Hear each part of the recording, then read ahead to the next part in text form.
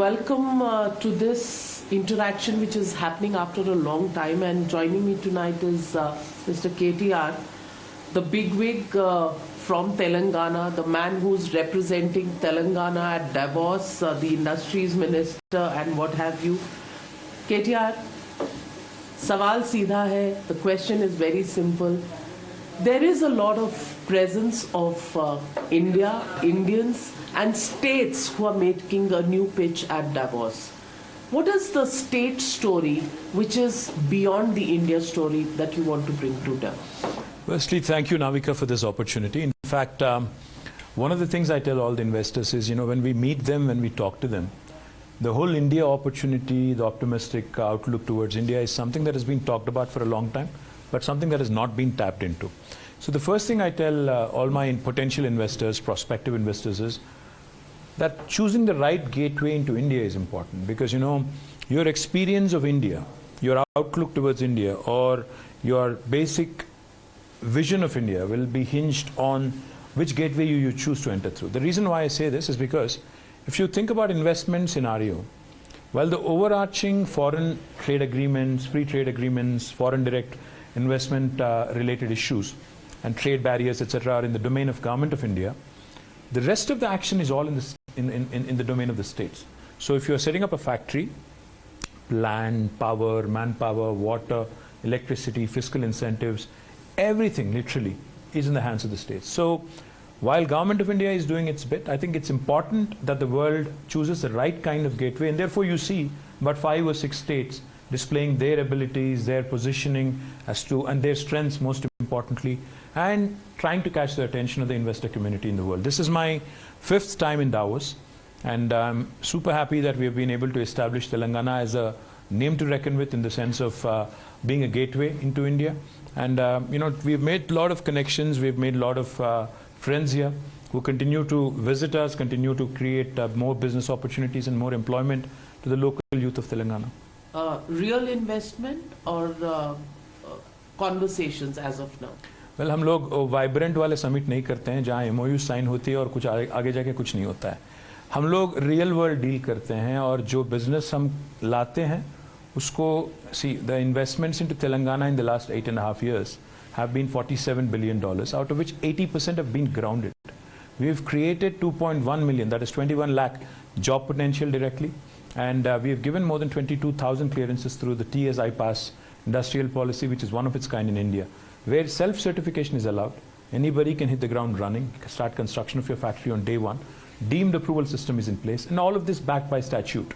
So there's no other Indian state which allows for deemed approvals, which penalizes bureaucrats to the tune of 1,000 rupees per day. So these are the USPs of Telangana, and of course our strengths. In life sciences, we are the leaders in India. We produce 33%, 1/3 of global vaccines. We are also home to the largest number of US FDA approved manufacturing facilities anywhere in the world for a single province. Outside of Telangana, which is 214 manufacturing units US FDA approved, the second largest is in New Jersey, 189. So Telangana is a leader in life sciences, not just in India. It is a leader in the world. It's an important hub, and therefore we've announced, along with the World Economic Forum, a Center for Fourth Industrial Revolution focused exclusively on life sciences and healthcare, because everybody is thinking about life sciences. The other thing I'll also tell you, Navika, not only life sciences. Telangana is a leader in information technology. We have the who's who of the world. Amazon's world's largest campus is not in Seattle, it's in Hyderabad. The second largest campuses of Google, Apple, Meta, Uber, Microsoft, Salesforce, ServiceNow, Micron, Qualcomm, Medtronic, Novartis, all of them are in Hyderabad. What I say about Hyderabad when I meet people from outside of India is, or even Indians, is Hyderabad is where north of India meets the south of India. Hyderabad is where paratha meets dosa.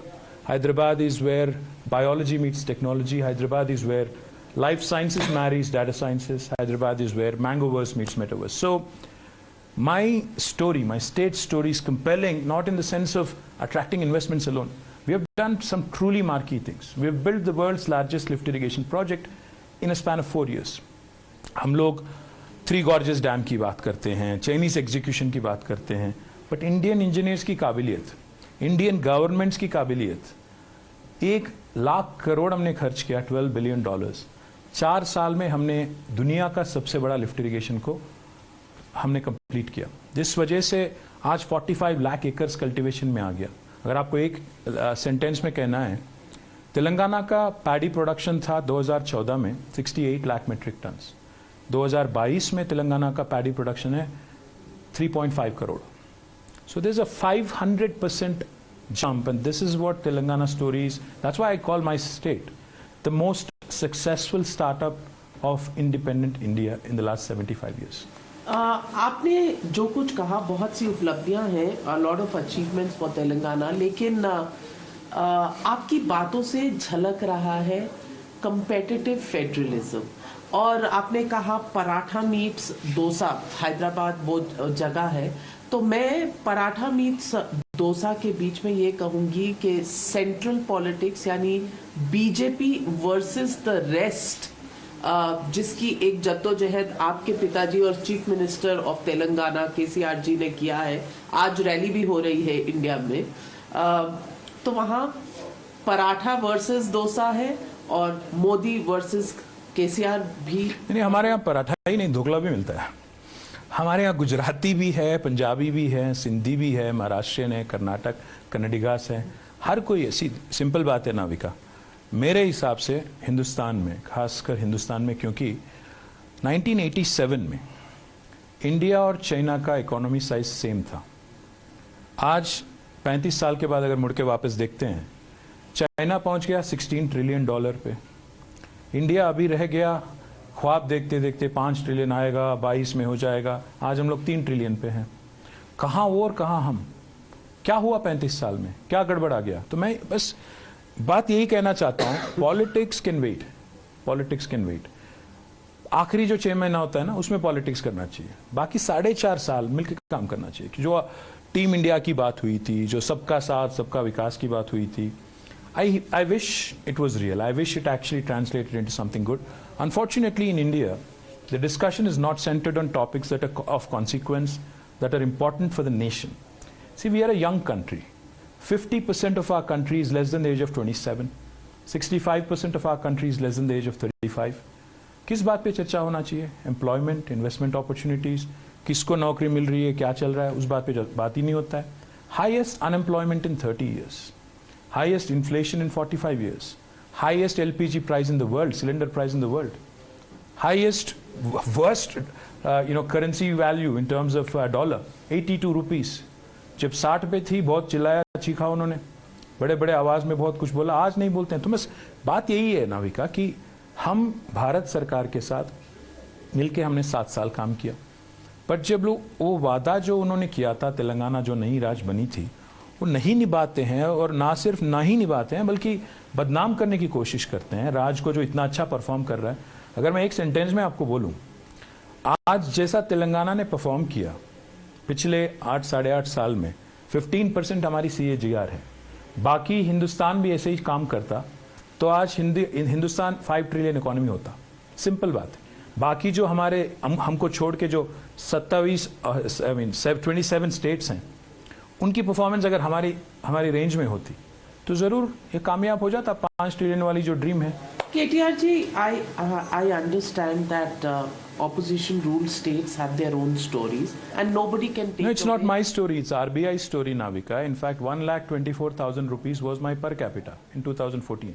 According to RBI, Reserve Bank of India, which reports to Government of India, our per capita is 2,78,000 rupees. But दुर्भाग्य की बात यह है कि उत्तर प्रदेश के जो मुख्यमंत्री हैं, जिनकी पर कैपिटा 75,000 कुछ है, वो आके हमें सिखाने लगते हैं कि सरकार कैसे चलाना है, क्या करना चाहिए। मुसीबत इस बात की है कि जो लोग नहीं परफॉर्म करते हैं, जो लोग अपने राज्य में कुछ नहीं कर पाते हैं, हमें आके सिखाने की कोशिश करते हैं। We are the first state in India to have completed a drinking water project, 40,000 crore खर्च करके हर घर हमने नल दिया।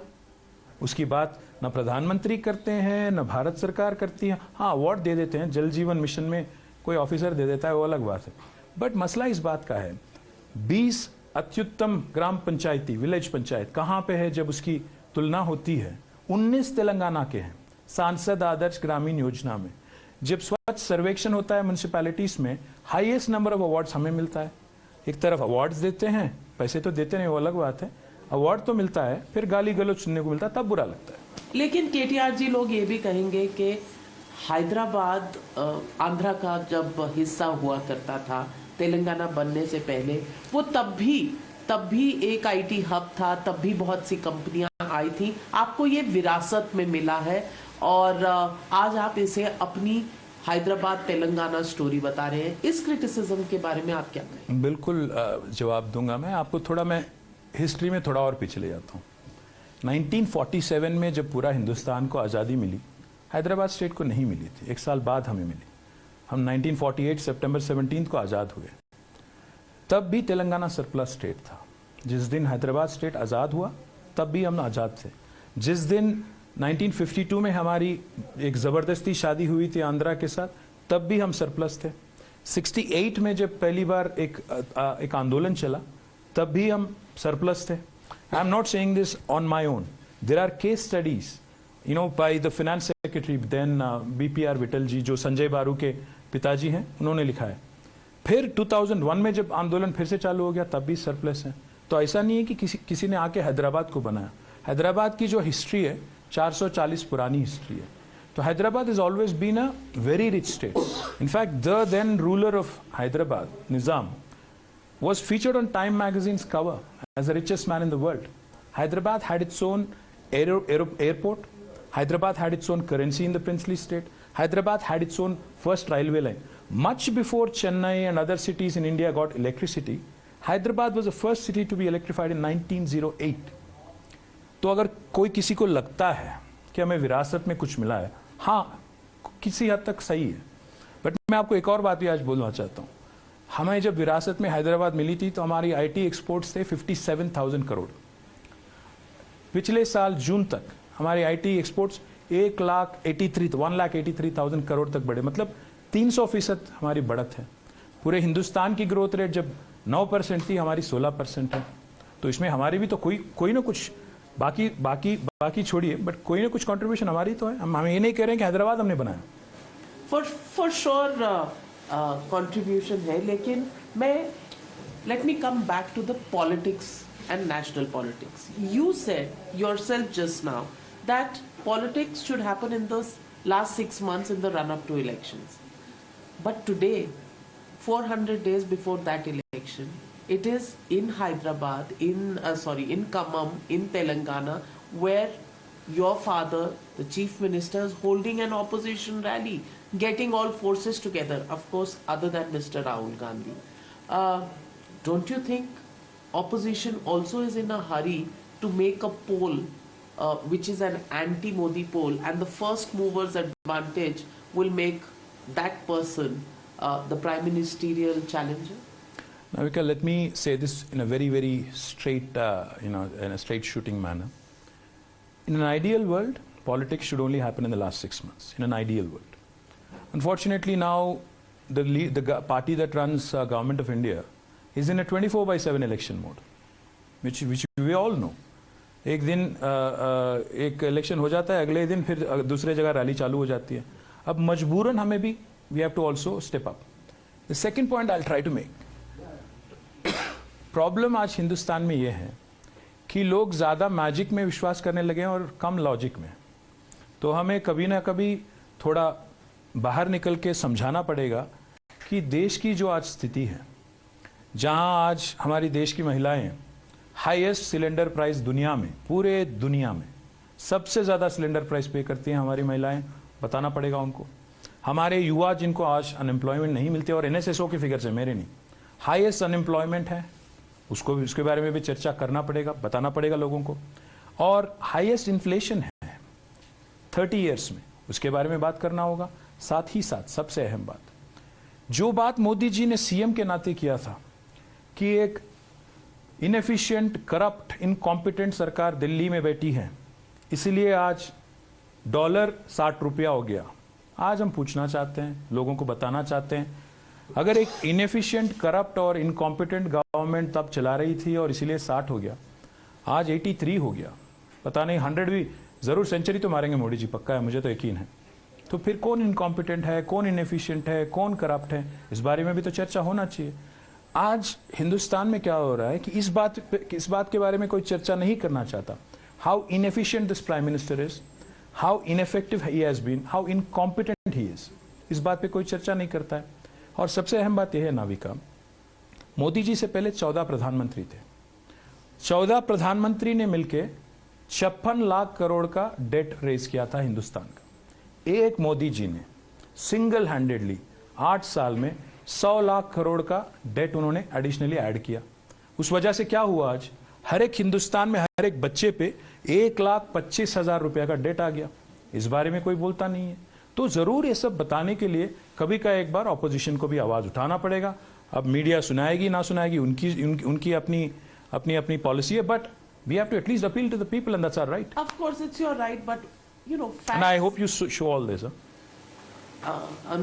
no editing happening here. But the fact is, when you talk about unemployment, yes, there is unemployment, and it is an issue for the country. But look at the opposition ruled states. Unemployment.